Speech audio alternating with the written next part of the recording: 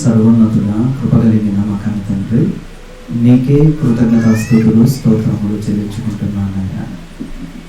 ఇదిగో నా తండ్రి, మరి ప్రతి నెలలో ఈ ప్రత్యేకమైన స్త్రీల సదస్సును తండ్రి మీరు జరిగిస్తున్న విధానానికై కృతజ్ఞతాస్తుతులు స్తోత్రములు చెల్లించుకుంటున్నాను అయ్యా. మరి స్త్రీలందరూ కూడా మరి మాటలు వినాలని, వారి కుటుంబాలు వాక్యముతో కట్టుకోవాలి అని ఆలోచన కలిగి మీ పిల్లలు ఏర్పాటు చేయబడిన ఈ కార్యక్రమాన్ని మీరు జ్ఞాపకం చేసుకోండి. మీ నామానికి మహిమకరముగా, ఆత్మల రక్షణార్థముగా ఈ కార్యక్రమం జరగడానికి సహాయం చేయండి. అలాగే తండ్రి, మరి తొలి పలుకులు అందించిన మీ బిడ్డను మీరు జ్ఞాపకం చేసుకోండి. ఇంకా మరింతగా మీ సేవలు మీ బిడ్డను తండ్రి మీ అంబుల పొదిలో బాణములా తీర్చిదిద్దమని వేడుకుంటున్నాను. ఇప్పుడు వచ్చిన ప్రతి బిడ్డను మీ చేతులకు అప్పగించుకుంటూ పరసంబంధమైన జ్ఞానమును నాకు అనుగ్రహించమని వేడుకుంటూ ప్రభు అయిన యేసుక్రీస్తు నామము ద్వారా ఈ ప్రార్థన సమర్పించి అడిగి వేడుకొనుచున్నాను కన్న తండ్రి, ఆమేన్. ప్రియమైన దేవుని వారలారా, ఈరోజు కూడా కొన్ని విలువైన సంగతులను మనం ఈ ప్రత్యేకమైన స్త్రీల సదస్సు సందర్భంగా కొన్ని విలువైన సంగతులను మనం ఆలోచన చేద్దాం. ప్రియులారా, బైబిలులో దేవుడు కుటుంబాలు ఎలా ఉండాలి, ముఖ్యంగా భార్య అలాగే భర్త వీళ్ళు ఎలా ఉండాలి, వీళ్ళకు పుట్టిన పిల్లలు వీళ్ళు కూడా ఎలా ఉండాలి, టోటల్గా ఈ కుటుంబం ఎలా ఉండాలి అన్నది దేవుడు బైబిల్లో రాయించాడు. ఏ తండ్రిని బట్టి కుటుంబం అని పిలువబడుతుందో అన్నాడు. అంటే తండ్రిని బట్టి కుటుంబం ఉంది, ఆ కుటుంబం తండ్రికి నచ్చిన కుటుంబంగా ఉండాలి.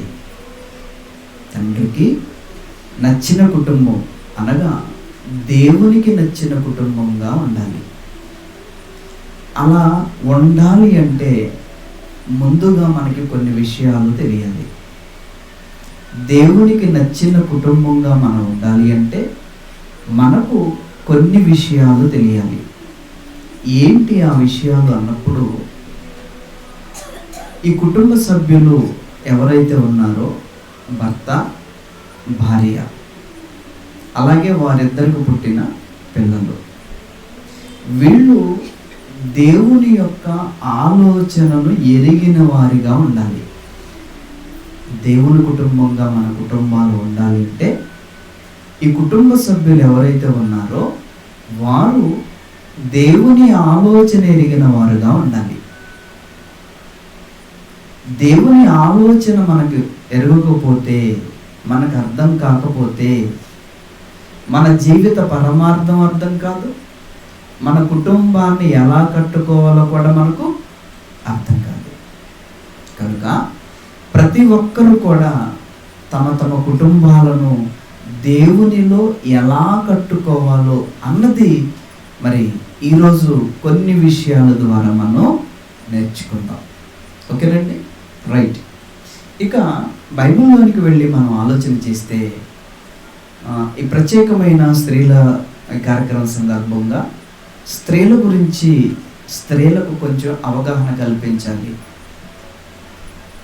స్త్రీల గురించి స్త్రీలకు కొంత అవగాహన కలిగించాలి. ఎందుకంటే ఇంటిలో ఉన్న స్త్రీ బాగుందనుకోండి, ఏమంటే తన యజమానుడు గౌనుల మీద మంచి పేరు సంపాదించుకుంటాడు, ఏమండి పెద్దలలో కూర్చుంటాడు. కనుక స్త్రీ అన్నది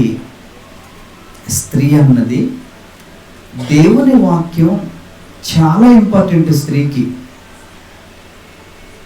స్త్రీకి దేవుని వాక్యం చాలా ఇంపార్టెంట్. కనుక ఈ వాక్యము చాలా జాగ్రత్తగా స్త్రీలు వినాలి. మీకు తెలియని, మీ గురించి మీకు తెలియని సంగతులు దేవుడు బైబిల్లో రాయించాడు. అవి ఒకసారి మనం ఆలోచన చేద్దాం. ఓకేనండి. ఇక ప్రకటన గ్రంథంలోనికి వెళదాం. ప్రకటన గ్రంథము 2వ అధ్యాయం.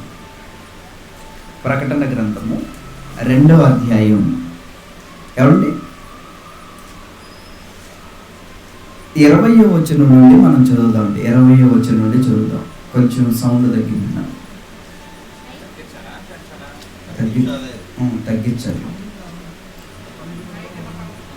బయటికి వినబడలేదా? ఏమంటున్నాడు? చదువుదాం. అయినను నీ మీద తప్పు ఒకటి నేను మోపవలసి ఉన్నది. సంఘముతో దేవుడు చెబుతున్న మాట. ఏం మాట్లాడుతున్నాడు? అయినను నీ మీద తప్పు ఒకటి నేను మోపవలసి ఉన్నది. ఏంటంటే తాను ప్రవక్తినని చెప్పుకొనుచున్న యెజబెలు స్త్రీని నీ ఉండనిచ్చుచున్నావు. ఏమండి, ఒక స్త్రీ సంఘములో ఉంది అంటున్నాడు. బాగా వినాలి. నిజంగా సంఘములోకి వచ్చింది అంటే దేవుడిని తెలుసుకొని వచ్చిందా, దేవునిని ఎరుగకుండా వచ్చిందా? ఒక స్త్రీ సంఘములోకి వచ్చింది అంటే దేవునిని ఎరిగి వస్తుందా, దేవునిని ఎరుగకుండా వస్తుందా? మీరు ఆలోచించండి. ఏమంటే సహజంగా సంఘానికి వచ్చేది ఎవరు వస్తారు? ఎక్కువగా నమ్మిన వారే వస్తారు. అంతేనా? నమ్మిన వారే వస్తారు. దేవుని యందు విశ్వాసం ఉన్నవారు వస్తుంటారు. కానీ ఇక్కడ ఏం మాట్లాడుతున్నాడు? తాను ప్రవక్తినని చెప్పుకొనుచున్న యెజబెలు స్త్రీని నీవు ఉండనిచ్చుచున్నావు అన్నాడు. ఏమంటే ఆ స్త్రీ ఉండటం ఎవరికి ఇష్టం లేదు? ఆ స్త్రీ ఉండటం ఎవరికి ఇష్టం లేదు? దేవుడికి ఇష్టం లేదు. దేవుడికి ఇష్టం లేదు. మరి సంఘనాయకుడికి, సంఘానికి ఇష్టమే. అంతేనే కదా? ఎలా చెప్పగలం అంటే దేవుడు హృదయాంతరాలను పరిశీలించేవాడు. మరి మనిషి అయితే, మనకైతే సంఘానికి కానీ సంఘ నాయకుడికి కానీ మనుషుల యొక్క హృదయం గురించి తెలియదు. ఒక మనుషుని సంగతులు ఆ మనిషిలో ఉన్న మనిషాత్మకే తప్ప ఎవరికి తెలియవు. కానీ మనుషుల హృదయాలు ఎరిగింది ఎవరు? దేవుడు. మనుషుల గురించి మనుషులుగా మనకు తెలియదు కనుక నాయకుడికి కానీ సంఘస్థులకు కానీ తెలియదు కనుక ఏమంటే ఆ స్త్రీని ఉండనిచ్చారంటండి. ఆ స్త్రీని ఉండనిచ్చారంట. ఓకేనా? కానీ దేవుడు అంటున్నాడు, నువ్వెందుకు ఉండనిచ్చావు అన్నాడు. ఓకే, ఏం చేస్తుంది? ఎందుకు ఆ మాట అంటున్నాడు దేవుడు అన్నప్పుడు, జారత్వము చేయుటకును విగ్రహములకు బలి ఇచ్చిన వాటిని తినుటకును అది నా దాసులకు బోధించుచు వారిని మోసపరుచుచున్నది. ఏమంటే ఆ యెజబెలు అనే స్త్రీ ఏం చేస్తుందంట? సంఘములో ఉన్న వారిని మోసం చేస్తుందంట. యెజబెలు అనే స్త్రీ ఏం చేస్తుంది? సంఘములో ఉన్న వారిని మోసం చేస్తుంది అన్నాడు. ఓకేనా? ఏమని మోసం చేస్తుంది? జారత్వము చేయుటకును విగ్రహములకు బలి ఇచ్చిన వాటిని తినుటకును అది నా దాసులకు బోధించుచు వారిని మోసపరుచుచున్నది. మారు మనసు పొందుటకు నేను దానికి సమయం ఇచ్చితిని గాని అది తన జారత్వమును విడిచిపెట్టి మారు మనసు పొందనొల్లదు. డిక్లేర్ చేశాడు చూడండి. ఇది మారు మనసు పొందేది కాదు. మనమేమనుకుంటామంటే మనమేమనుకుంటామంటే, ఏమండి ఏదో ఒకరోజు మారతారులేండి, ఏదో ఒకరోజు మారతారులేండి అని వాక్యం ప్రకటిస్తూ ఉంటాం. కానీ మనకు తెలియదు వాళ్ళు మారరు అన్న విషయం మనకైతే తెలియదు. కానీ దేవుడికి తెలిసిందా? దేవుడికి తెలుసంట. నేను దానికి సమయం ఇచ్చితిని కానీ అది మారు మనసు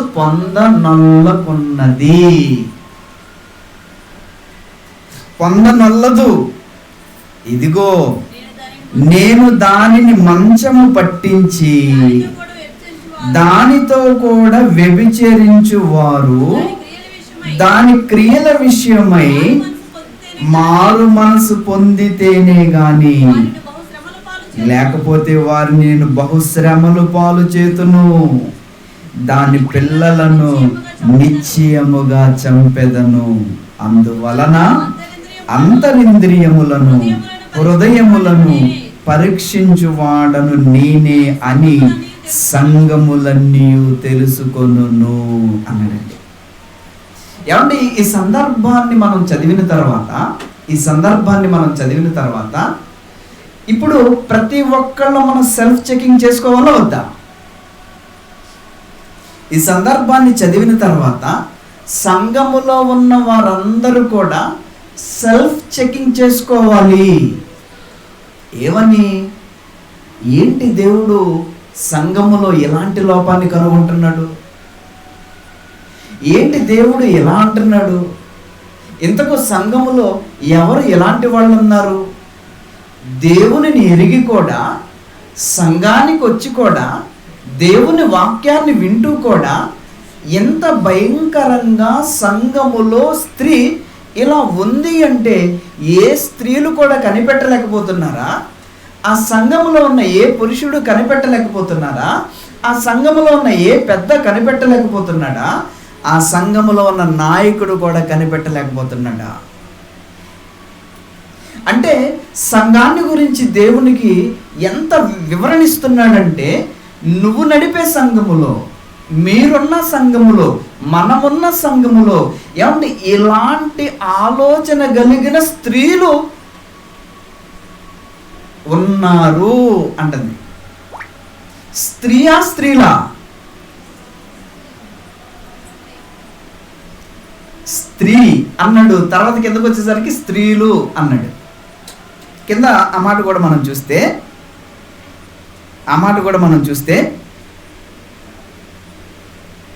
ఇదిగో నేను దాన్ని మంచము పట్టించి దానితో కూడా వ్యభిచరించు వారిని అన్నాడా లేదా?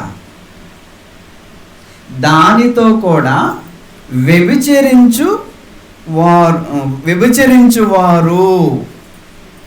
అంటే అక్కడ అది చాలా మందిని చెరిచినట్లుగా, ఏమండి, ఆ దాసులకు బోధించుచు వారిని మోసపరుచుచున్నది అన్నాడు. అంటే దీని మాటలకు లోబడి చాలా మంది పాడైపోయారు. బాగా వినాలి మీరు. దీని మాటలకు లోబడి చాలా మంది దాని మాయలో పడ్డారు. దేవుడు ఏమంటున్నాడు? ఇప్పుడు దాన్ని మంచం ఎక్కిస్తాను, దాన్ని ఫాలోవర్స్ను కూడా ఏం చేస్తాను? మంచం ఎక్కిస్తాను అన్నాడు. ఎందుకు దేవుడు ఎంత కఠినమైన నిర్ణయాన్ని తీసుకున్నాడు అన్నది కూడా మనం ఆలోచన చేస్తే ఇక్కడ ఏం జరుగుతుందో తెలుసా? దేవుని యొక్క ప్రణాళిక లేదా క్రీస్తు యొక్క త్యాగం దెబ్బతింటుంది. ఎవరి వలన? సంఘానికి వచ్చి దేవుని గురించి తెలుసు అనుకుంటూ దేవునిని ఎరుగకుండా ఏమండి సంఘాన్ని చెరిచే స్త్రీ అనేకులను చెరిచేసిందంటండి. అది పురుషుల్ని చెరిచిందా, ఇంకా స్త్రీలను చెరిచిందా అన్నది మనం అవుట్ ఆఫ్ సబ్జెక్ట్. అది అందులో పురుషులు ఉంటారు, అందులో స్త్రీలు కూడా ఉంటారు. ఎంతమందిని చెరిపింది సంఘములో అన్నది మనం పక్కన పెడదాం. మొత్తానికి దాని మాయలో అనేకులు పడిపోయారు. ఓకే, ఇంతవరకు మీకు అర్థమైంది. అయితే ఇక్కడ నేను చెప్పాలనుకుంటున్న అంశం ఏంటంటే, ఇంతకు ఈ స్త్రీ లేకపోతే ఇలాంటి లక్షణాలు కలిగిన ఈ స్త్రీ దేవుని ఎరిగి సంఘానికి వచ్చిందా, దేవుని ఎరుగక సంఘానికి వచ్చిందా? ఎరుగక వచ్చిందా, ఎరిగి వచ్చిందా? ఎరిగే వచ్చింది. అంతే కదండి. సాతాను ఏం చేస్తుంది? తానే వెలుగుదూత వేషం వేసుకొని, ఏమండి అదే వెలుగుదూత వేషం వేసుకొని ఏమండి అపోస్తులుగా, దొంగ అపోస్తులుగా, మోసగాండ్రకు పనివారిగా సంఘంలోకి వస్తుందా రాదా? వస్తుంది. అంటే ఎవరో సంఘములో ఉన్న ఆ స్త్రీ వలన అనేకులు చెరచబడుతున్నారు. అంటే ఈ స్త్రీ యొక్క విధానాన్ని మనం ఆలోచన చేస్తే భక్తి అనే ముసుగు వేసుకొని భక్తిలో లేని వారుగా మనకు కనబడుతున్నారు. భక్తి అనే ముసుగేసుకొని భక్తి లేని వారుగా కనబడుతున్నారు. అంటే వీళ్ళకి దేవుడంటే భయం కానీ, దేవుడంటే భక్తి కానీ, ఏమంటే క్రీస్తు యొక్క త్యాగం కానీ వీళ్లకు అర్థం కాలేదు అన్నది ఈ ఈ ఈ ప్రకటన గ్రంథంలో ఈ వాక్యం యొక్క సారాంశం మనకు అర్థమవుతుంది. ఈ ప్రకటన గ్రంథంలో రాయబడిన ఈ సారాంశం మనకు అర్థమవుతుంది. ఇంకేమీ తెలియలేదు. అందుకే తనిష్టం వచ్చినట్లుగా ఏమండి ప్రవర్తిస్తున్నట్లుగా, అనేకులను చెరుస్తున్నట్లుగా మనకి ఇక్కడ అర్థమైంది. ఏమండి దేవుని గురించి సరి అయిన అవగాహన లేకపోతే అది స్త్రీకైనా పురుషునికైనా అది చాలా చాలా ప్రమాదం. స్త్రీకైనా పురుషునికైనా దేవుని గురించి అవగాహన లేకపోతే చాలా ప్రమాదం. నిజంగా ఎంత ప్రమాదంలోనికి వెళ్ళిపోతారు అన్నప్పుడు చాలా భయంకరమైన ప్రమాదంలోనికి వెళ్ళిపోతారంటండి. చాలా భయంకరమైన ప్రమాదం. అందుకనే స్త్రీలు చాలా జాగ్రత్తగా ఉండాలి. ముఖ్యంగా స్త్రీలు చాలా జాగ్రత్తగా ఉండాలి సంఘాలలో. ఎందుకంటే దేవుని వాక్యం అర్థం కాని వారు, దేవుని మనస్సు ఎరుగని వారు చాలా మంది సంఘాలలో జొరబడి గలిబిలి చేస్తూ ఉంటారు. ఏమండి కనుక ప్రతి ఒక్కళ్ళు కూడా చాలా జాగ్రత్తగా ఉండాలి. ఏమండి ఈరోజు కొన్ని విషయాలు మీకు తెలియజేస్తాను, మరికొన్ని విషయాలు మీకు తెలియజేస్తాను. ఎందుకంటే స్త్రీకి అర్థం కాకపోతేనే ప్రమాదం. స్త్రీకి తమ జీవిత పరమార్థం అర్థం కాకపోతే ఏమంటే అల్లకొల్లం చేసేస్తూ ఉంటుంది. స్త్రీకి తన జీవిత పరమార్థం అర్థం కాకపోతే అల్లకొల్లం చేసేస్తూ ఉంటుంది. ఉదాహరణకు ఇక్కడ చెప్తున్నాడు, యెజబెల్ అని స్త్రీ అన్నాడు. ఏమన్నాడు? యెజబెల్ అని స్త్రీ అన్నాడు. నిజంగా యెజబెల్ అనే స్త్రీని ఇక్కడ మెన్షన్ చేసాడు అంటే, ఇంతకీ యెజబెల్ అనే స్త్రీ ఎవరు? ఈమె, ఆమె పేరు ఇక్కడ ఎందుకు మెన్షన్ చేయాలి? ఎవరు ఈమె? ఎందుకు ఆమె పేరు మెన్షన్ చేయాలి? నిజంగా యెజబెల్ గురించి ఇక్కడ మాట్లాడుతున్నాడంటే అసలు యెజబెల్ ఎవరో మనకు తెలియాలి. యెజబెల్ ఎంత ప్రమాదకరమైనదో మనకు తెలియాలి. ఓకేనా? రైట్. ఇక యెజబెల్ గురించి మనం ఆలోచన చేస్తే ఎవరు ఈమె పుట్టి పూర్వోత్తరాలు ఏంటి అన్నప్పుడు మొదటి రాజుల గ్రంథం, ఏమండి ఆ యెజబెల్ అంటే ఇక్కడున్న యెజబెల్ అని కాదు, కానీ ఆ యెజబెల్ యొక్క లక్షణాలు సంఘములో ఉన్న వారికి కూడా ఉన్నాయి అని అర్థం. అందుకే ఆ యెజబెలుని ఇక్కడ మెన్షన్ చేశాడు ప్రకటన గ్రంథంలో. పాత నిబంధన గ్రంథములో ఉన్న యెజబెలును అలాంటి లక్షణాలు ఉన్నవాళ్ళు సంఘములో కూడా ఉన్నారు కనుక అలాంటి లక్షణాలు కలిగి ఉన్న వారితో సంఘము జాగ్రత్తగా ఉండాలి అని మాట్లాడుతూ ఈ యెజబెలు గురించి ప్రస్తావించాడు దేవుడు. అంటే ఈ యెజబెలు ఎవరో మనకు అర్థమైతే, ఆమె క్యారెక్టర్ ఏంటో మనకు అర్థమైతే మనం ఎలా ఉన్నామో మనకు అర్థమవుతుంది. ఓకేనా? మనం ఎలా ఉన్నామో మనకు అర్థమవుతుంది. ఇక యెజబెల్ ఎవరు? అసలు భక్తిపరురాలా, భక్తి లేనివారా? నిజంగా ఈమెకు దేవుడు అంటే తెలుసా, నిజంగా దేవుడు అంటే తెలియక ఉందా అన్నది మనం కొన్ని విషయాల్లో ఇంకొంచెం మనం లోతుకు వెళ్ళి ఆలోచన చేద్దాం. ఏమంటే రాజుల మొదటి గ్రంథము 16వ అధ్యాయం 30వ వచనం నుండి చదువుదామండి. రాజులు మొదటి గ్రంథము 16వ అధ్యాయము 30వ వచనం నుండి మనం చదివితే, ఒమ్రీ కుమారుడైన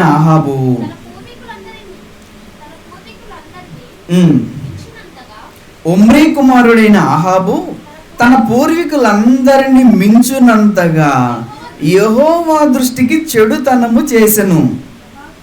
ఏమండి 31వ వచనం, నెబాతు కుమారుడైన యెరోబాము జరిగించిన పాపక్రియలను అనుసరించి నడుచుకొనుట స్వల్ప సంగతి అనుకొని అతడు సీదోనీయుల రాజైన ఎప్పాయిలు కుమార్తె అయిన యెజెబెలును వివాహము చేసుకొని బయలుదేవతను పూజించుచు వానికి మ్రొక్కుచుండెను అన్నాడు. ఏమండి, ఈమె సీదోనీయుల సంబంధురాలు, అంటే అన్యురాలు, అన్యజనుల రాజు కుమార్తె. ఈమె అన్యురాలు అంటే ఇంకేమైనా భక్తి లేదనుకుంటున్నారా మీరు? యెజెబెలుకి అన్యురాలే, కానీ భక్తి ఉందా లేదా? ఉంది. ఎవరి మీద ఉంది? యెహోవా దేవుడి మీద ఉందా? కాదు, బయలుదేవతల మీద భక్తి ఉంది. బాగా వినాలి ఇక్కడ నుంచి, బయలుదేవతల మీద భక్తి ఉంది. ఓకే, మరి బయలుదేవతల మీద భక్తి ఉంటే ఏమంటే నిజంగా యెహోవా భక్తులను మీరు ఒకసారి ఆలోచించండి, బయలుదేవతల భక్తులను కూడా మీరు ఒకసారి ఆలోచించండి. యెహోవా యందు భయభక్తులు కలిగిన ఒక శారాను మనం తీసుకుందాం. శారా ఎలాంటిది చెప్పండి? చాలా భయభక్తులు కలిగినది. ఏమంటే ఎంతోమంది స్త్రీలు యెహోవా భక్తులు, వీళ్ళు చాలా గొప్పగా దేవుణ్ణి మహిమపరిచేవారుగా బైబిల్లో మనం చూస్తాం. కానీ ఈమెకు కూడా భక్తి ఉంది. ఎవరికి? ఈ యెజెబెలుకు భక్తి ఉంది. కానీ ఈమెకి ఎవరి మీద భక్తి ఉందంటే ఆమె నమ్ముకున్న దేవుని మీద భక్తి ఉంది. ఏం చేస్తుంది?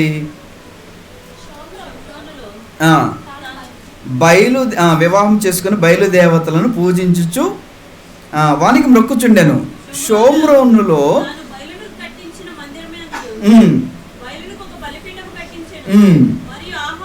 ఆహాబు ఓకే. ఏమండి, ఇక ఈ ఫ్యామిలీ అంటే ఆమె ఎవరో మనకు అర్థమైంది. సీదోనీయుల సంబంధురాలు యెజెబెలు. ఆమె బయలు దేవతలను మొక్కుతుంది.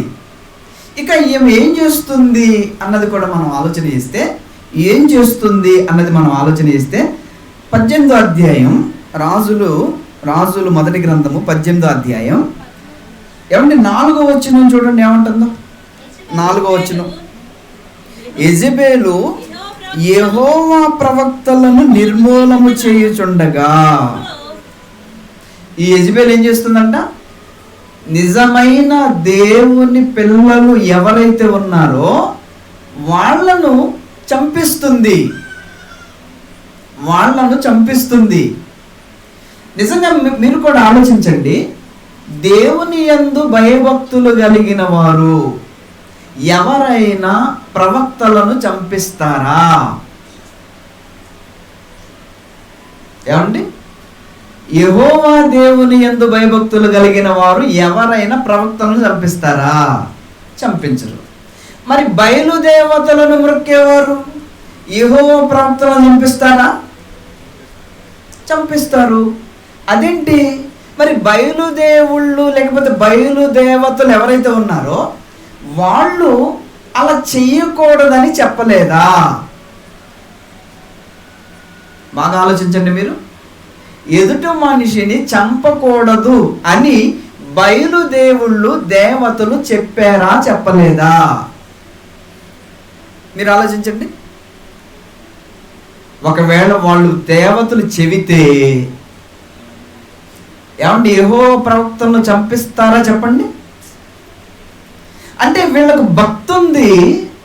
ఎవరికి? ఈ యెజబెలుకు భక్తి ఉంది. అయితే ఎవరి మీద ఉంది? బయలుదేవత మీద ఉంది. కానీ ఆ భక్తి సరి అయినది కాదు. అంటే ఆ భక్తిలో ఏమి లేదు, ఏమండి? ఒక నియమం లేదు, ఒక నిబంధన లేదు, ఒక మంచి లేదు, ఒక నీతి లేదు, ఏమండి? ఏమీ లేదండి. అందుకని ఆమె ఏం చేస్తుందో తెలుసా? ఏం చేస్తుంది? యెహోవా ప్రవక్తలను నిర్మూలం చేస్తుంది. అంటే ఒక స్త్రీ ఎంత కఠినముగా వ్యవహరిస్తుందా? ఒక స్త్రీ ఎంత కఠినముగా వ్యవహరిస్తుందా? యెజబెలు గురించి అక్కడ ఎందుకు చెప్పాడంటే, యెజబెలు అనే స్త్రీ ఎంత కఠినంగా ఉంటుందో అన్నది మనకు తెలియాలి. చాలా మంది స్త్రీలు ఇలాంటి వారిని పోలి ఉంటారు.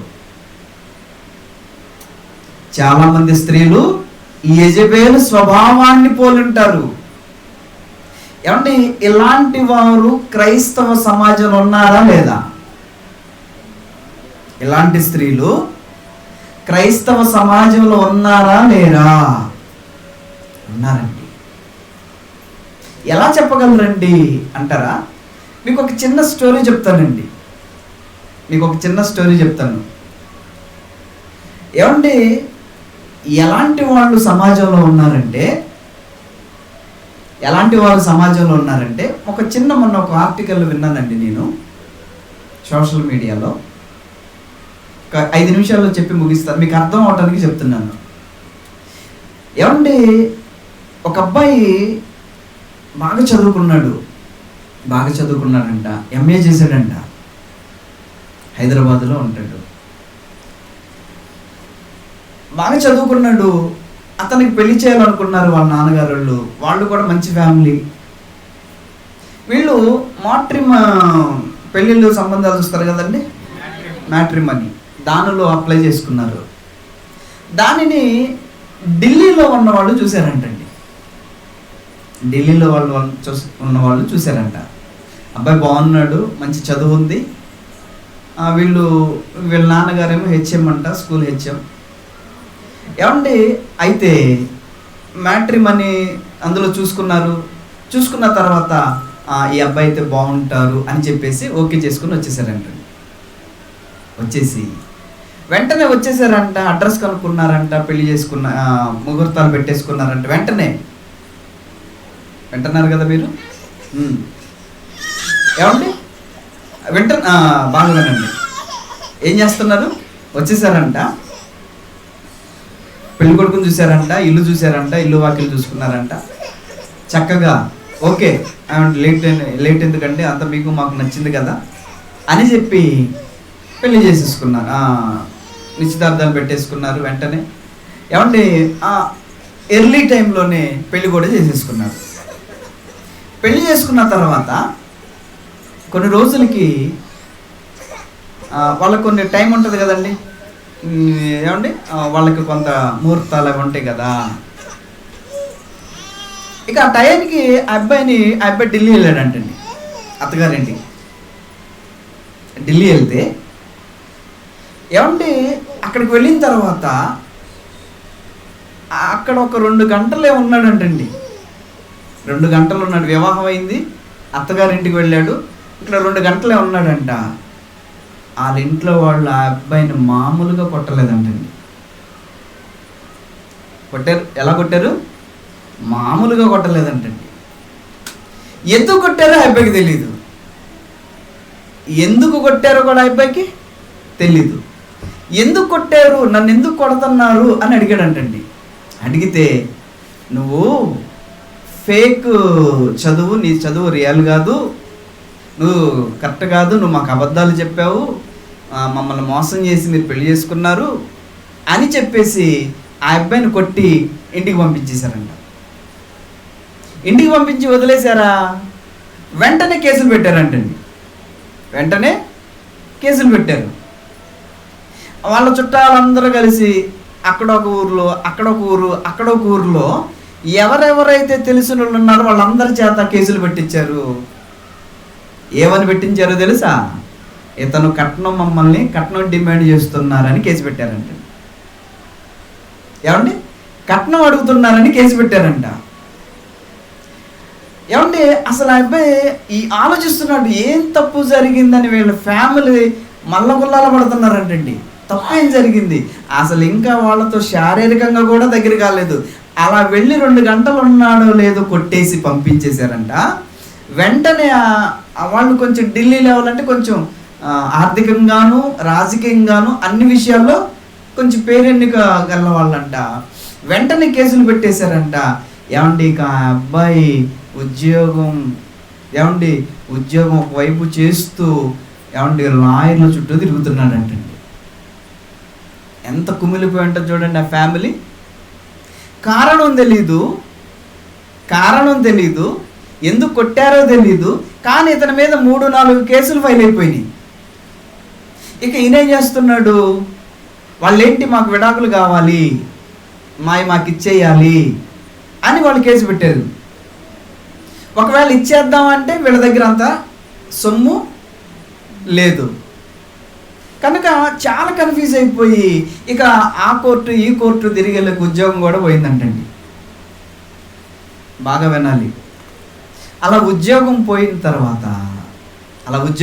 తర్వాత ఇక 2-3 లాయర్ను మార్చాడంటండి. ఆ లాయర్లు కూడా వాళ్ళ మాట విన్నారు కానీ ఇతని మాట వినలేదంట. ఆర్థికంగాను మానసికంగాను పూర్తిగా దెబ్బతిన్నాడంటండి. అలా కొన్ని సంవత్సరాలు గడిచిన తర్వాత ఇక లాభం లేదు, ఇక ఈ లాయర్లు పెట్టుకుంటే నా మాట వినటం లేదని, ఇక లాభం లేదని ఇక నేను లా చదవాలనుకున్నాడంటండి. ఏం చేయాలనుకున్నాడు? లా చదవాలనుకున్నాడు. లా చదవాలని 3 సంవత్సరాలు చదివేశాడంటండి. లా చదివేశాడంట. 3-4 సంవత్సరాలు ఉంటుంది కదండి, దాన్ని చదివేశాడంట.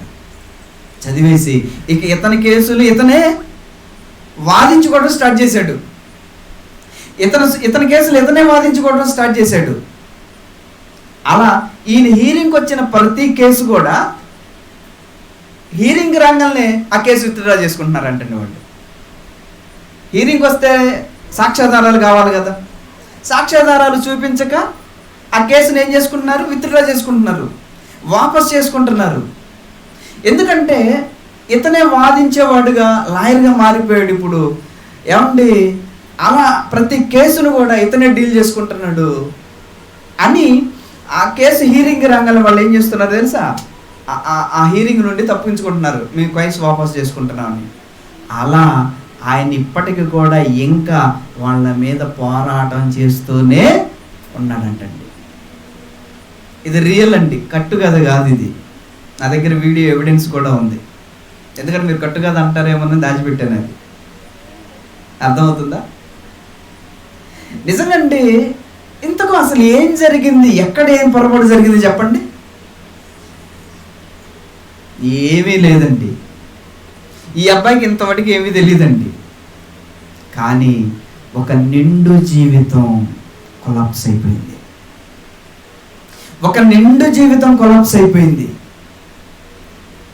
మరి అసలు ఏం జరిగిందో కూడా వాళ్ళకి ఎప్పటికీ కూడా తెలియలేదంటండి. కానీ కేసులు మాత్రం నడుస్తున్నాయి. దీన్ని బట్టి నాకు ఒకటి అర్థమైందండి. ఏమర్థమైందో తెలుసా? దేవుడి జ్ఞానం ఏ మనిషికైతే అందదో, దేవుని జ్ఞానం ఏ మనిషికైతే అందదో, అది స్త్రీ అయినా పురుషుడైనా వాళ్ళ జీవితాలను సర్వనాశనం చేసుకుంటారు అన్నది నాకు అర్థమైంది.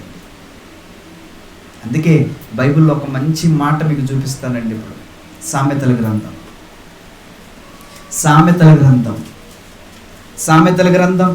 30వ అధ్యాయం.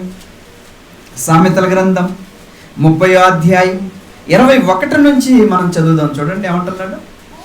సామెతల గ్రంథం 30వ అధ్యాయం 21 నుంచి మనం చదివితే, భూమిని వణికించునవి 3 కలవు. భూమిని వణికించేవి. మామూలుగా భూమి ఎప్పుడు వణుకుతుంది చెప్పండి? భూకంపం వచ్చినప్పుడు. అంతేనా కదా? భూమిని వణికించేవి 3 కలవు అన్నాడు. అది భూమి మోయలేనివి 4 కలవు. భూమి మోయలేనివి 4 కలవు, వణికించేవి 3 కలవు అన్నాడు. అవేవంటే, రాజరికమునకు వచ్చిన దాసుడు. అంటే ఒక దాసుడు రాజు అయితే వాడు ఏం చేస్తాడో తెలుసా? భూమిని వణికిస్తాడు. భూమి తట్టుకోలేదంటండి, మోయలేదంటండి అలాంటి వాడిని. రాజరికముకు వచ్చిన దాసుడు, కడుపు నిండా అన్నము కలిగిన మూర్ఖుడు. కడుపు నిండా అన్నం తిన్నవాడు మూర్ఖుడు అంటండి. మూర్ఖుడు ఏం చేస్తాడు? తేనె పట్టునైనా త్రొక్కేస్తాడు. కడుపు నిండిన వాడు తేనె పట్టునైనా తొక్కేస్తాడు.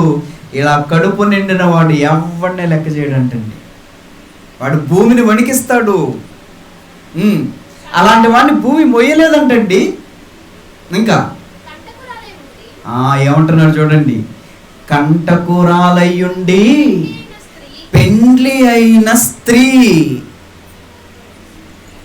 కంటకురాలయ్యుండి పెండ్లి అయిన స్త్రీ అంటే ఈ స్త్రీ ఏం చేస్తుందంట? భూమిని వణికిస్తుందంటండి. ఏమండి, ఎక్కడో రాతి పలకలు సర్దుకుంటే భూకంపం వస్తుందని చెప్పుకుంటాం, లేకపోతే సునామీ వస్తుందని చెప్పుకుంటాం. ఈ మొక్కతుంటే చాలంటండి ఇల్లు అల్లాడిపోతుందంటండి. ఇల్లు ఏమవుతుంది? అల్లాడిపోతుంది.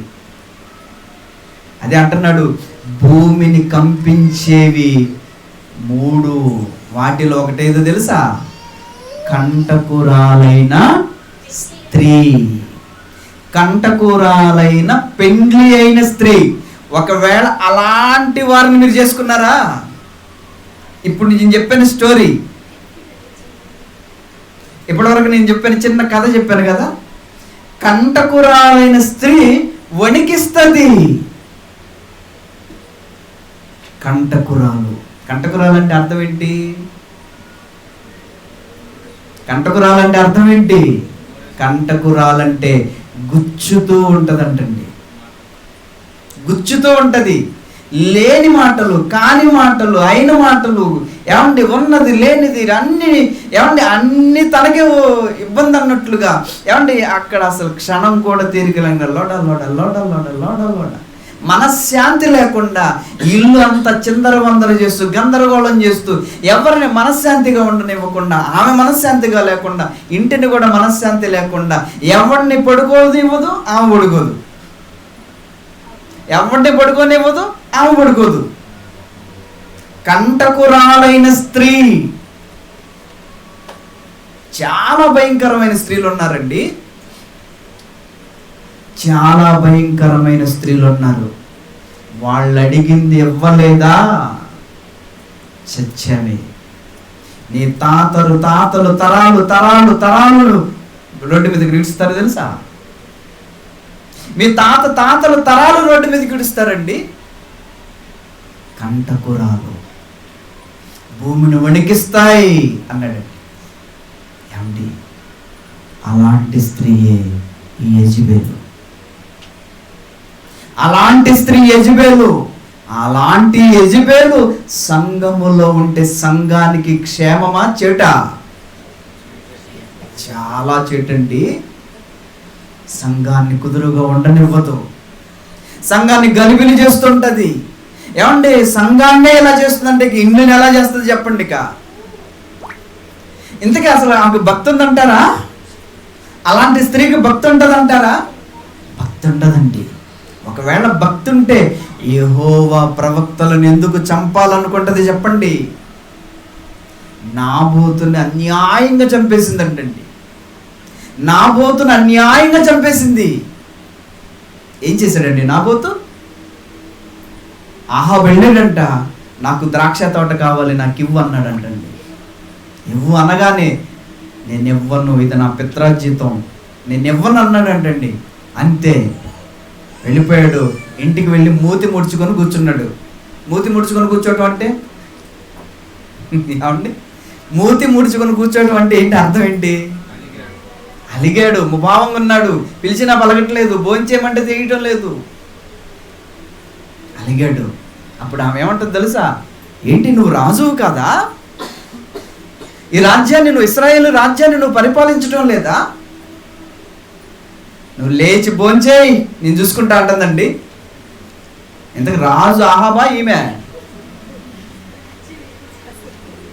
నువ్వు లేచి భోంచేయి, నేను చూసుకుంటా అంటుందండి. ఏం చూస్తుందంట? నువ్వు భోంచేయి, ఏం కావాలి నీకు, ఏం కావాలి నీకు? నా పోతుందా? తీసుకుంటా, ముందు భోంచేయి. ఎందుకు అలా మూతి ముడుచుకున్నావు? నేనున్నాను కదా, నువ్వు రాజు కాదా, నేను రానేను కాదా అని చెప్పేసి ఒక తాకీదు రాయించిందంటండి. ఏమని? నాబోతు మీద తప్పుడు సాక్ష్యం చెప్పండి, అతడు దేవుణ్ణి దూషించాడు, రాజును దూషించాడని తప్పుడు సాక్ష్యం చెప్పండి అని ఇద్దరిని అబద్ధ సాక్ష్యం నిలబెట్టండి, విశ్రాంతి దినాన చాటింపు వేయండి. నాబోతుని తీసుకొచ్చారు, రాని కదండి, తీసుకొచ్చేసారు, రాళ్లతో కొట్టి చంపారండి. దేవుడు నిజంగా నువ్వు నమ్మే దేవతలు, నువ్వు నమ్మే దేవుళ్ళు ఇలానే చేయమన్నారా? ఇలానే చేయమన్నారా? నీవు నమ్మే దేవుళ్ళు దేవతలు.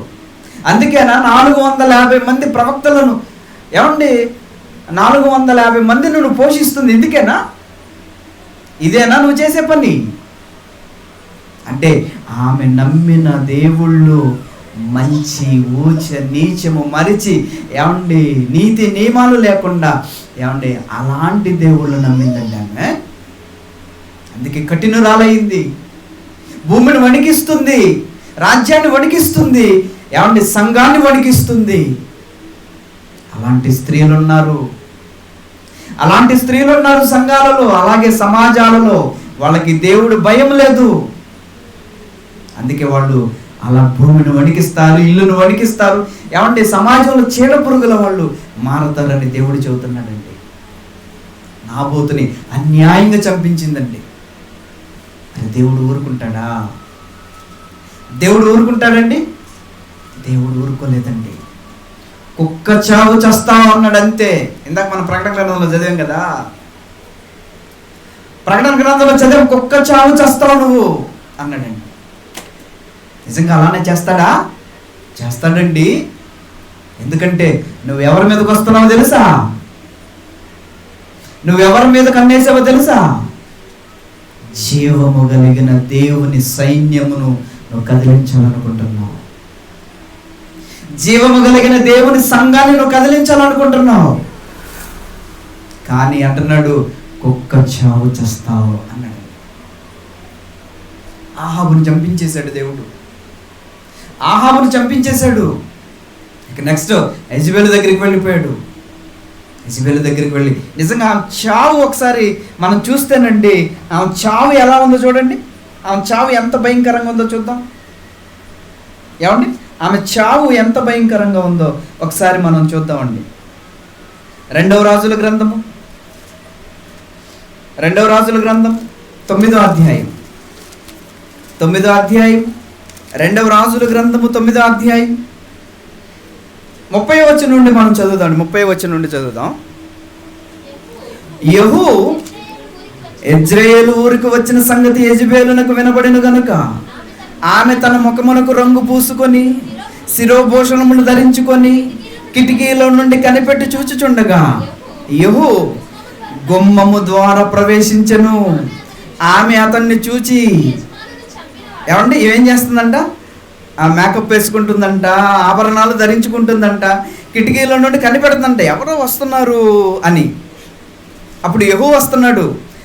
యెహూ గుమ్మము ద్వారా ప్రవేశించెను. ఆమె అతన్ని చూచి నీ యజమానుని చంపినవాడా, జిమ్రి వంటి వాడా, నీవు సమాధానముగా వచ్చుచున్నావా అని అడుగగా, అతడు తల ఎత్తి కిటికీ తట్టు చూచి నా పక్షమందున్న వారెవరని అడుగగా, ఏమంటే ఆమె పక్కన 2-3 ఉన్నారంటండి పరిచారకులు, ఆమె కింద పనిచేసేవాళ్ళు. నా పక్షమునున్న వారు ఎవరని అడిగాడంట కిందుండి పైకి చూసి. అక్కడ 2-3 స్త్రీలు వచ్చారంట పరిచారకులు. వచ్చిన తర్వాత పరిచారకులు పైనుండి తొంగి చూచి దేనిని క్రింద పడద్రోయుడని అతడు ఆమె చెప్పగా, వారు దానిని క్రిందికి పడద్రోసినందున దాని రక్తములో కొంత గోడ మీదను గుర్రముల మీదను చిందెను. అక్కడ నుండి పడేశారంటండి, పైనుండి పడేశారంటండి ఆమెను. అప్పటి వరకు ఏమంటే ఇందిరాగాంధీని చంపింది ఎవరు? బాడీగార్డులే, అంతేనా కదా? ఇందిరాగాంధీని చంపింది బాడీగార్డులే. మద్యం చేరు సూర్యుని చంపింది ఎవరు? అతనితో తిరిగేవాడే, అవునా కాదా? అంటే తన వాళ్ళలే. ఏమంటే తన వాళ్ళు ఏం చేశారు? యెహోవా ఒక మాట చెప్పగానే వెంటనే అక్కడి నుంచి కింద పడేసాడంటండి. అక్కడి నుంచి పడటం గోడ మీద పడిందంట. ఏమండి?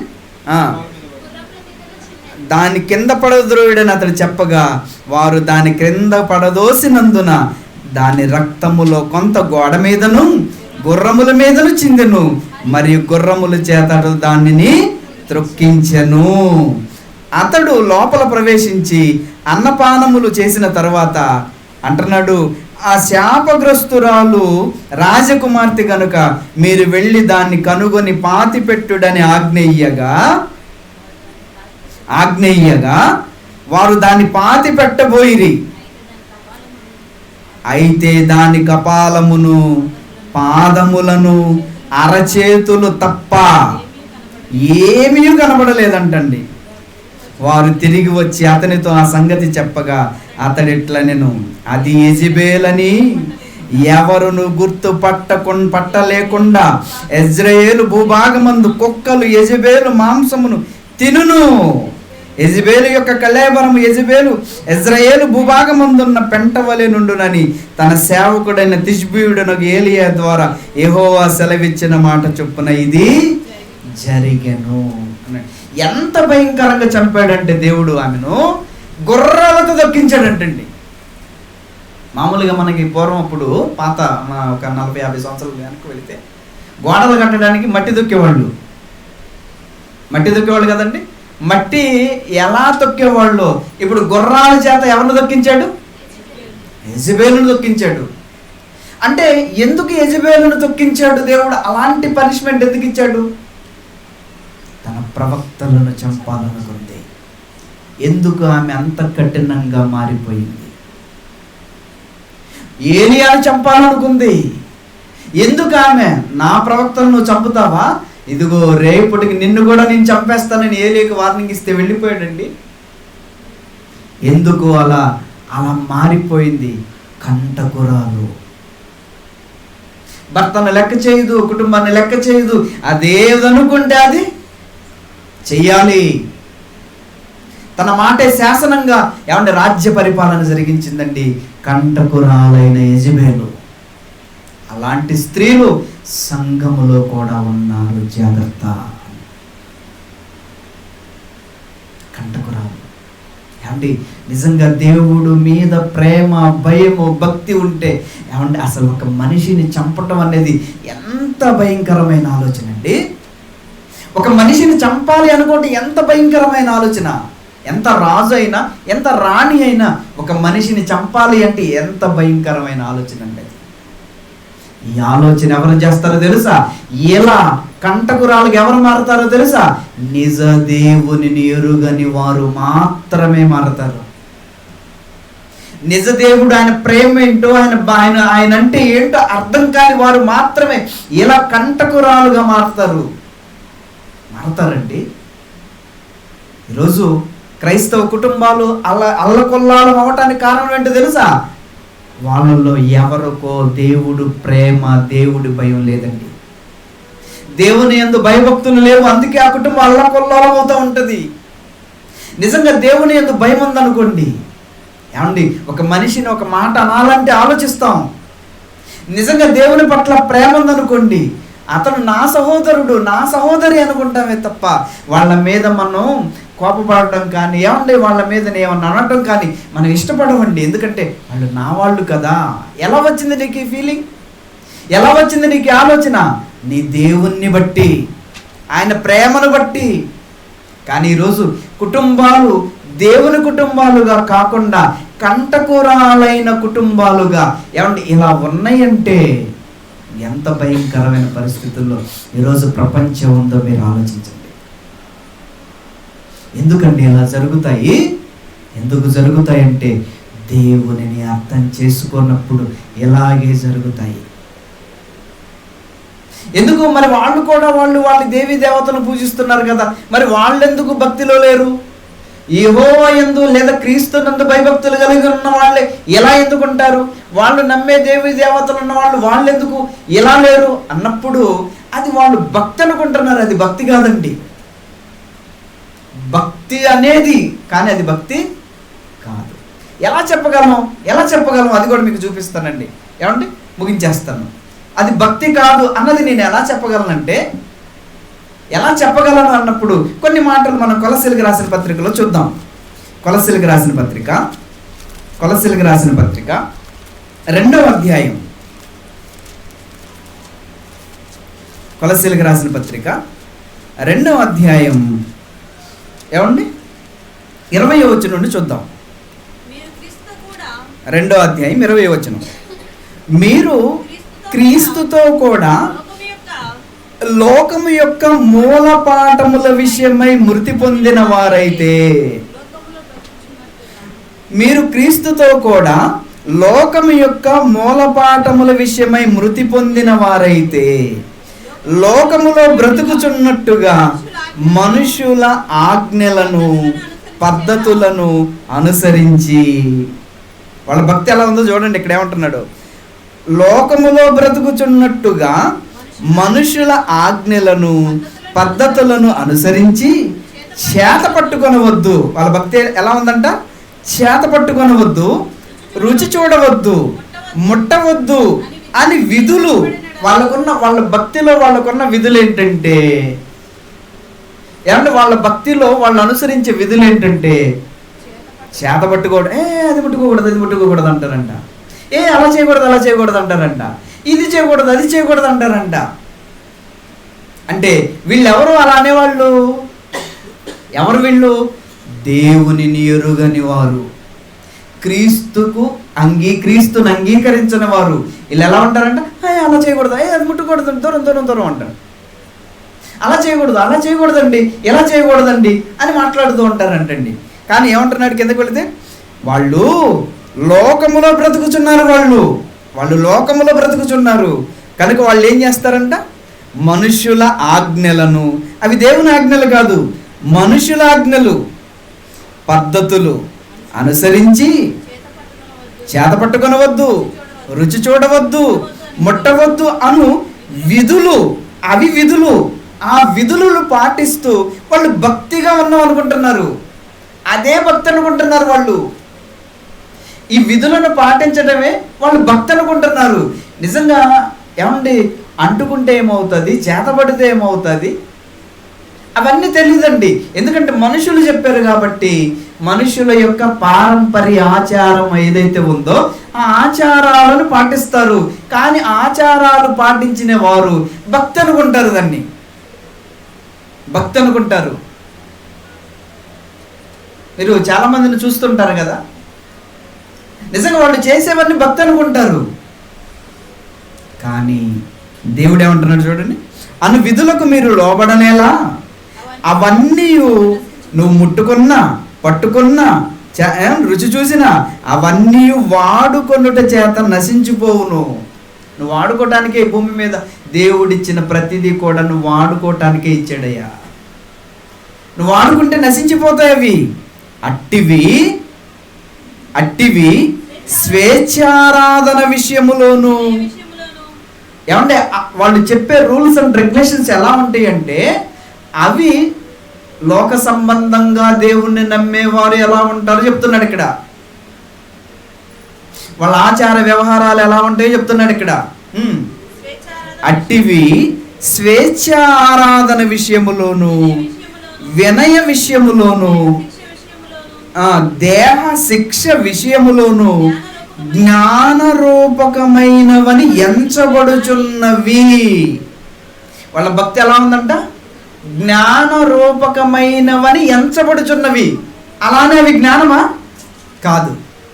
అంటే మనిషికి ఎలా కనబడుతున్నాయి? ఎదుటి వాళ్ళకి వాళ్ళ భక్తి ఎలా కనబడుతుంది? భక్తి అంటే ఇదే కావచ్చు అన్నట్లుగా కనబడుతుంది. ఏమండి, సమాజానికి భక్తి ఎలా కనబడుతుంది? భక్తి అంటే ఇదే కావచ్చు. ఏంటి? అంటుకోవద్దు, ముట్టుకోవద్దు, రుచి చూడవద్దు. ఇవన్నీ చేస్తున్నప్పుడు నిజంగా మనలో ఒక ఫీలింగ్ వచ్చేస్తుంది, భక్తి అంటే ఇదే కావచ్చు, భక్తి అంటే ఇదే కావచ్చు అని చెప్పి ఏమంటే వీటిని పాటిస్తూ ముందుకు వెళ్తారంట. కానీ వీటి గురించి దేవుడు ఏం చెప్తున్నాడు తెలుసా? ఇవి స్వేచ్ఛారాధన విషయం అన్నాడు. అంటే స్వేచ్ఛగా నీ ఇష్టం వచ్చింది నువ్వేదో చేసుకుంటావు, చేసుకో, నీకు అక్కడ కట్టుబాట్లు ఏమి లేవు. స్వేచ్ఛారాధన విషయములో, ఆరాధన అంటే ఏంటో తెలీదు, నీ ఇష్టం వచ్చినట్లు నువ్వు ఆరాధించుకోవచ్చు. స్వేచ్ఛ ఆరాధన విషయములోను, దేహ శిక్ష విషయములోను. దేహ శిక్ష అంటే మనకు తెలుసు కదండి. చాలామందిని మనం చూస్తుంటాం, పొద్దున్నే లేవటం. ఏమండి, ఈరోజు క్రైస్తవులు కూడా ఈరోజు మాలలు వేస్తున్నారు కదా. ఏం మాల? క్రీస్తు మాల. వాళ్ళు ఏం చేస్తారు? ఉదయాన్నే లెగుస్తారు, చన్నీళ్ళ స్నానం చేస్తారు, చెప్పులు లేకుండా నడుస్తారు. ఏమండి, ఒక పూట 2 పూటలు భోజనం చేస్తారు, లేకపోతే ఉపవాసం ఉంటారు. ఏమండి, కటికి నేల మీద పడుకుంటారు. అంటే వీళ్ళు ఏమనుకుంటున్నారంటే ఇలా చేయటం భక్తి అనుకుంటున్నారు, ఇలా చేయటం భక్తి అనుకుంటున్నారు. ఇన్ని రోజులు భక్తి చేయాలి, ఇన్ని రోజులు ఉపవాసం ఉండాలి, ఇన్ని రోజులు మన మోకాళ్ళు వేసి ప్రార్థన చేయాలి, ఇలా చేస్తేనే భక్తి అనుకుంటున్నారు. నిజంగా అది భక్తా? అదే చెప్తున్నాడు ఇక్కడ. దేహ శిక్ష విషయములోను జ్ఞానరూపకమైనవని ఎంచబడుచున్నవి. చూసే వాళ్ళకి నిజంగా ఇదే భక్తి అన్నట్టు కనబడుతుంది అంటండి. భక్తి అంటే వీళ్ళు చేసేదే భక్తి అన్నట్టుగా కనబడుతుంటుందంట. కానీ భక్తి అంటే ఏంటో తెలుసా? కిందకి వెళితే చెప్తున్నాడు చూడండి. శరీరేచ్ఛ నిగ్రహ విషయములో ఏ మాత్రమును ఎన్నిక చేయదగినవి కావు. భక్తుడంటే భక్తుడికి ఉండవలసిన క్వాలిఫికేషన్ ఏంటో తెలుసా? నిగ్రహం ఉండాలి. ఏం నిగ్రహం ఉండాలి? ఏమంటారు? శరీరేచ్ఛ నిగ్రహము విషయములో. అంటే శరీరం అనేకమైన కోరికలకు నిలయం. శరీరం అనేకమైన కోరికలకు నిలయం. దానిని కంట్రోల్ చేయగలిగిన శక్తి భక్తి అన్నాడు. దాన్ని కంట్రోల్ చేసే శక్తి ఎందులో ఉంది? భక్తిలో ఉంది. అంతేగాని ముట్టుకోవద్దు, రుచి చూడవద్దు, అంటుకోకూడదు అన్న దానిలో భక్తి లేదు. అర్థమవుతుందా? అంటే అన్ని జనులు దేవుణ్ణి పూజిస్తారు, కానీ వాళ్ళ దగ్గర ఏముంది? ఏమి లేదు. ఏముంది? ఏమి లేదు. వాళ్ళ దగ్గర ఆచార వ్యవహారాలు ఉన్నాయి, కానీ ఏమి లేదు? భక్తి లేదు. కానీ దాన్ని ఆచార వ్యవహారాన్ని వాళ్ళు ఎలా చూస్తారు? భక్తిగా చూస్తారు. కానీ అసలైన భక్తి ఏంటో తెలుసా? నిగ్రహేచ్ఛ. శరీరేచ్ఛ నిగ్రహ విషయములో. అంటే శరీరంలో పుట్టే కోరికను కంట్రోల్ చేయటం అన్నది వాళ్ళ దగ్గర లేదు అని చెప్తున్నాడండి. మరి ఎవరి దగ్గర ఉంటుంది ఇది? నిజంగా దేవుని నమ్ముకున్న వాళ్ళ దగ్గర ఉంటుంది. నిజంగా క్రీస్తుని నమ్ముకున్న వాళ్ళ దగ్గర ఉంటుంది. ఏముంటుంది? పవర్. ఏంటి ఆ పవరు? శరీరేచ్ఛను అధిగమించే పవర్. ఎక్కడి నుండి వచ్చింది వీళ్ళకు? దేవుడే ఇచ్చాడండి. దేవుడే ఇచ్చాడు. ఒకసారి చూద్దామండి. తిమోతికి రాసిన రెండో పత్రిక మొదటి అధ్యాయం 7వ వచనం చూడండి ఏమంటున్నాడు. తిమోతికి రాసిన మొదటి పత్రిక, రెండో పత్రిక మొదటి అధ్యాయం 7వ వచనం. దేవుడు మనకు శక్తియు ప్రేమయు ఇంద్రియ నిగ్రహము కలిగిన ఆత్మనే ఇచ్చి ఉన్నాడు అన్నాడు. చూడండి, ఇంద్రియ నిగ్రహము కలిగిన ఆత్మనే ఇచ్చి ఉన్నాడు. అంటే నువ్వు దేవుణ్ణి నిజంగా నువ్వు దేవుని యందు భయభక్తులు కలిగి ఉంటే దానికి ఒకటి గుర్తు. ఏంటా గుర్తు అంటే నువ్వు శరీరాన్ని నిగ్రహించుకుంటావు, శరీర కోరికలను నువ్వు నిగ్రహించుకుంటావు. ఆ పవర్ నీకు దేవుడే ఇస్తాడు. ఎలా ఇస్తాడు? పరిశుద్ధాత్మ ద్వారా అన్నాడు. మరి వాళ్ళు దేవుణ్ణి నమ్మారు, కానీ వాళ్ళు దేవుణ్ణి నమ్మినా అది రుచి చూడవద్దు, ముట్టవద్దు, ఏమన్నా అంటుకోవద్దు, ఇవి భక్తిగా కనబడుతున్నాయి వాళ్ళకు. అవి ఎవరు పెట్టారు? మనుషులు పెట్టారు. కానీ అది చూడటానికి భక్తిలో కనబడుతుంది, కానీ అది భక్తి కాదు. అలాంటి భక్తి కలిగిన వాళ్ళే కంటకురాలైన స్త్రీలు. అలాంటి అంటే లోక సంబంధమైన భక్తి కలిగిన వాళ్ళే కంటకురాలైన స్త్రీలు. వీళ్ళు ఏం చేస్తారు తెలుసా? ఇల్లు పీకి పందిరేస్తారు. ఏం చేస్తారు? వాళ్ళు అనుకున్నది జరగలేదా?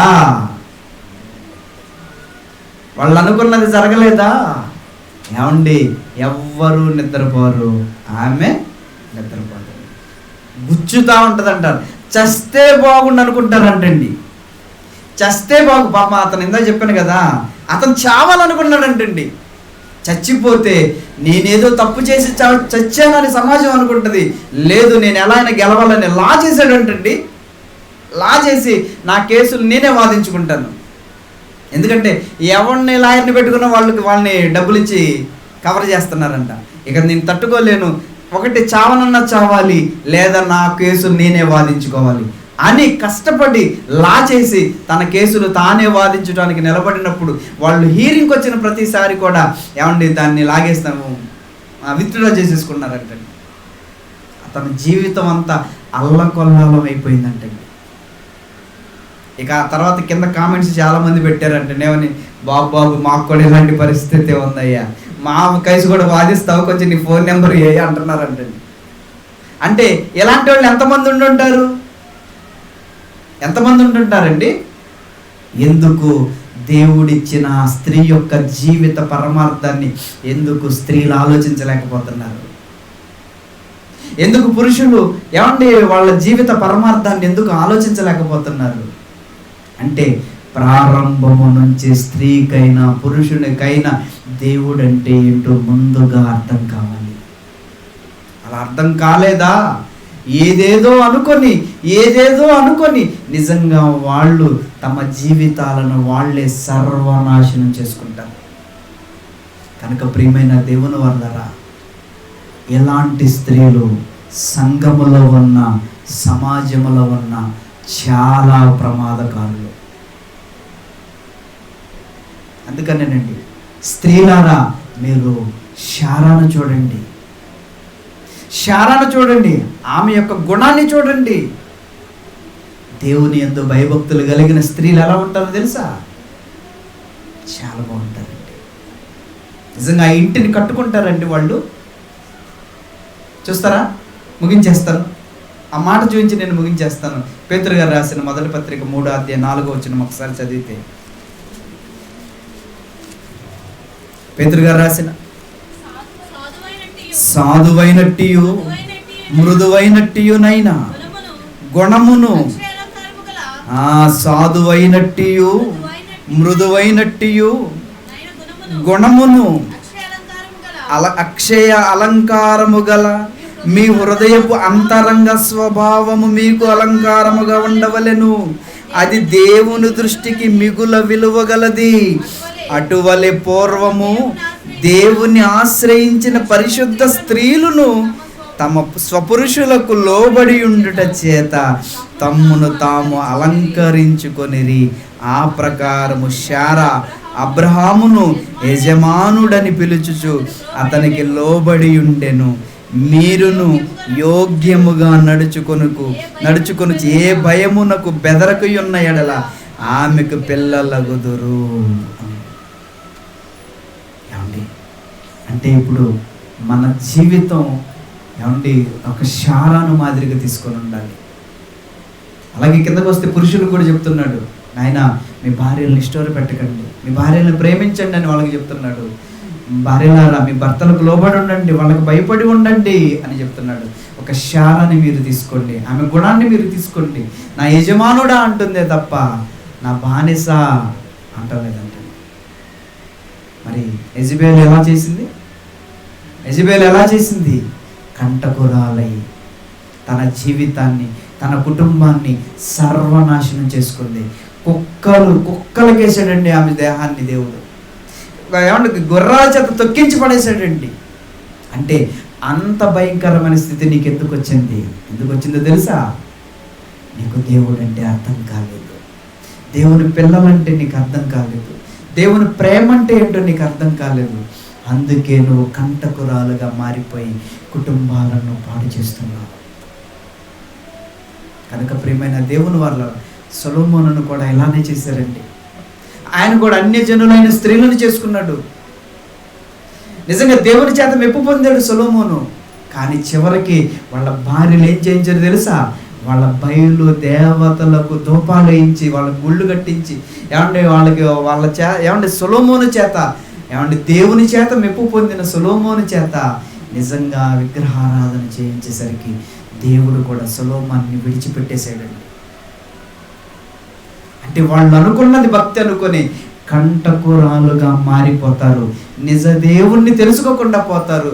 అలాంటి వారు సంఘాలకు ప్రమాదమే, అలాంటి వారు సమాజానికి కూడా ప్రమాదమే. కనుక ప్రియమైన దేవుని పిల్లలారా, సంఘస్థులారా, మీరు జాగ్రత్త. మీరింటికి వెళ్ళిన తర్వాత మీ కుటుంబాలను మీరు చక్కగా కట్టుకోండి, దేవుని జ్ఞానాన్ని నింపండి. అంతేకాని కంటకురాలుగా మనం ఉండకూడదు, ప్రమాదకరంగా మనం ఉండకూడదు. భర్తకి లోబడి ఉండండి, భర్తకు భయపడి ఉండండి. అలాగే పురుషులు కూడా స్త్రీలను ప్రేమించండి. ఎందుకంటే వాళ్ళు మీ శరీరం, వాళ్ళు మీ శరీరం. మీ శరీరాన్ని మీరు ఎలా అయితే ప్రేమిస్తారో మరి ఆమెను కూడా మీ శరీరం కనుక మీరు ఒక్కటే అని దేవుడు చెప్పాడు కనుక వాళ్ళని ప్రేమించండి. ఈ రెండు గనక మనం చేయగలిగితే మన కుటుంబాలు వర్ధిల్లుతాయి. అంతేకాని అధికారం చెలాయించాలని చూస్తే ప్రమాదంలోనికి వెళతాం. అతిగా ఆశపడితే ప్రమాదంలోనికి వెళతాం. కోరుకున్న ప్రతి చోటకి మనం వెళ్ళాలి అనుకుంటే ప్రమాదంలోనికి వెళతాం. కోరుకున్నది చెయ్యాలి అనుకుంటే ప్రమాదంలోనికి వెళతాం. కనుక ఏది ఉత్తమమైనదో, ఏది గొప్పదో, ఏది భక్తి మన నిగ్రహాన్ని పెంచిద్దో అదండి భక్తి. దాన్ని కోరుకోండి. అంతేగాని ముట్టవద్దు, రుచి చూడవద్దు. ఏమండి ఇవి జ్ఞానరూపకమని ఎంచబడుచున్నవి, కానీ అవి జ్ఞానం కాదు. కనుక అది భక్తి అనుకుంటే పొరపాటు. ఆ భక్తిలో ఉన్న వాళ్ళే ఈరోజు ప్రమాదాలు కోరి తెచ్చుకుంటున్నారు. మనం అలా ఉండదు. మనము క్రీస్తునందు విశ్వాసం ఉంచి అలాంటి పరిస్థితుల్లోనికి వెళ్లకుండా దేవుడు చూపిన కరుణ, ప్రేమ, జాలి, కుటుంబం, భర్త, పిల్లలు, వాళ్ళ ఎదుగుదల, మన ఎదుగుదల, సంఘం యొక్క ఎదుగుదల, వీటి గురించి ఆలోచిస్తూ మనం ఎప్పుడూ దేవునిలో ఉంటూ మన వలన ఎదుటి మనిషికి మేలు కలగాలని ఆలోచిస్తే అదేనండి దేవుని యందు భయభక్తులు కలిగి ఉన్న స్త్రీగా మీరు పిలువబడతారు. మీకు అర్థమైందని నేను అనుకుంటున్నాను. ప్రార్థన చేసుకుందాం. మహోన్నతుడా, సర్వోన్నతుడా, కృప కలిగిన మా కన్న తండ్రి, మీ పిల్లలకు మీ మాటల్లో తెలియజేసేమైనా స్త్రీ ఎంత ప్రమాదకరంగా మారిపోయి సంఘాన్ని చెరుస్తూ, సమాజాన్ని చెరుస్తూ తండ్రి భయంకరమైన పరిస్థితుల్లో ఉంది అని సంఘాన్ని మీరు హెచ్చరిస్తున్నారు నాయనా. మరి సంఘంలో ఉన్న ప్రతి బిడ్డను మీరు జ్ఞాపకం చేసుకోండి, సమాజంలో ఉన్న ప్రతి బిడ్డను మీరు జ్ఞాపకం చేసుకోండి. నిజంగా మీ యొక్క జ్ఞానాన్ని మాత్రము తెలుసుకున్నవారు, మీ యొక్క జ్ఞానాన్ని, మీ యొక్క ప్రేమను తెలుసుకున్నవారు మాత్రమే ఏది భక్తో వాళ్ళకి అర్థమవుతుంది. ఎవరైతే శరీరేచ్ఛను నిగ్రహించుకోలేరో వాళ్ళు భక్తులు కాదు అని, వాళ్ళు లోక సంబంధులని మీ మాటల ద్వారా మాకు అర్థమైంది. కనుక ప్రియమైన తండ్రి, మమ్మల్ని మీ ప్రియమైన పిల్లలుగా మేము ఎల్లప్పుడూ మీ ఆజ్ఞలను బట్టి నడిచే మీ పిల్లలుగా మేము ఉండటానికి మాకు సహాయం చేయండి. మరి ఈ కార్యక్రమాన్ని ఏర్పాటు చేసి మీ కుటుంబాన్ని మీరు జ్ఞాపకం చేసుకోండి. నా తండ్రి, మరి ఈరోజు మరి మీ పిల్లలందరికీ ప్రేమ విందు ఏర్పాటు చేస్తున్న జయరాజు గారిని, ఆయన కుటుంబాన్ని మీరు జ్ఞాపకం చేసుకోండి. తండ్రి, ఆయన పరిచర్యను, ఆయన చేస్తున్న పనిని మీరు జ్ఞాపకం చేసుకోండి. అలాగే స్త్రీల కమిటీని మీరు జ్ఞాపకం చేసుకోండి. వాళ్ళు పడుతున్న ప్రయాసను మీరు జ్ఞాపకం చేసుకోండి. సంఘానికి వస్తున్న ప్రతి బిడ్డను మీరు జ్ఞాపకం చేసుకోమని వేడుకుంటూ, సంఘములను నెమ్మదిగా తండ్రి శరీరేచ్ఛలను నిగ్రహించుకోగలిగిన పిల్లలుగా సంఘములో ఉన్న ప్రతి ఒక్కరూ ఉండలాగా సహాయం చేయమని, ఎవ్వరు కూడా కంటకురాలుగా ఉండకూడదని తండ్రి మీ పిల్లలను తీర్చిదిద్దమని, తండ్రి కంటకురాలుగా ఉండకుండా మీ పిల్లలుగా ఉండటానికి వాళ్ళని తీర్చిదిద్దమని మీ పాద సన్నిధిలో విన్నవించుకుంటూ, మంచి ఆయుష్ను, ఆరోగ్యమును, ఆత్మ సంబంధమైన ప్రతి ఆశీర్వాదము మా అందరికీ అనుగ్రహించి నడిపించమని వేడుకుంటూ, కూడి వచ్చిన ప్రతి బిడ్డను జ్ఞాపకం చేసుకోమని అర్థిస్తూ, ప్రభువైన యేసుక్రీస్తు నామము ద్వారా ఈ ప్రార్థన సమర్పించి అడిగి వేడుకొనుచున్నాను కన్న తండ్రి. ఆమేన్. మంచిదండి.